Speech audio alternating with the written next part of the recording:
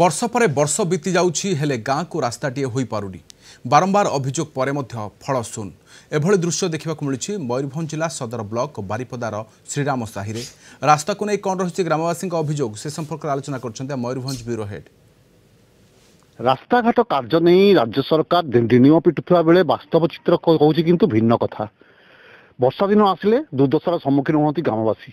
एभली एक गाँव को आसी पहुंचीचु आज आम जहाँकि मयूरभंज जिलार बारिपदा ब्लॉक बारिपदा सदर ब्लॉक रो श्रीराम साई गाँव में जोटी की रास्ता दिन पर दिन अति दयनीय अवस्था रही लोक मैंने जा आस करने असुविधा होची एम्बुलेंस टी आसक असुविधा होची बारंबार दाबी सत्वे प्रशासन निरवदष्टा सारी एभली गाँ हूँ श्रीराम साही जोटी की तीनोटी गाँव को यही रास्ता संयोग करुच्ची प्राय 3000 पाखापाखि लोक यही रास्ता उपर निर्भर करते मात्र रास्ता कार्य आज पर्यंत हो पारना एभली दुर्दशा होती रास्तार अवस्था खराब होती कौन कहना चाहिए। 15 वर्ष है रास्ता एमती देखी आसु तो प्रॉब्लम तो बहुत होले भी सरपंच को बारंबार कहवा सत्ते से भी किसी आमको माने किसी मरामती करने किसी सेमती कार्य करूना वीडियो को जन दिया होची से भी किसी सेमती कही ना अति शीघ्र यदि ए वर्ष यदि मरामती हेले आमे किसी माने रास्तार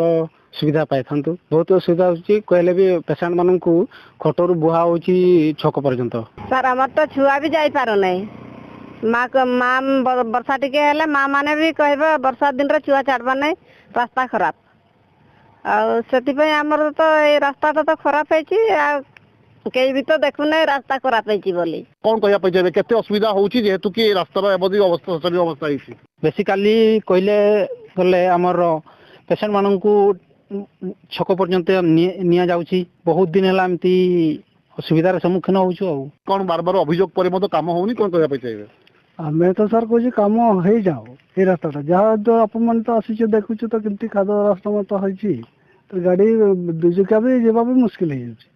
काद मत आम घर बाहर मैंने तो सी काद छुआ पिला स्कूल जाऊँगी घर बाहर की चली चली जाइए मेन रोड जाइए साइकेल पाखे से धुई धुआ करके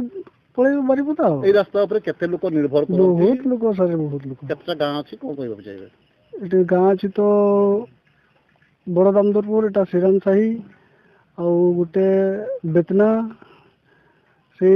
3टा गाँव से इे हूँ झरणा साही सेपटे 4टा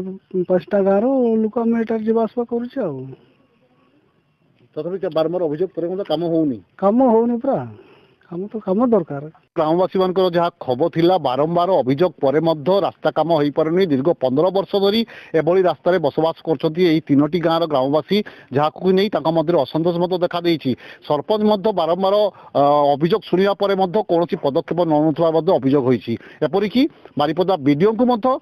लिखित अभियोग करने कार्यानुष्ठान शुण बोली जहाँ अभियोग आसी मयूरभंज वीडियोग्राफर देवेंद्र दास सत्यजित सोम कलिंग टीवी।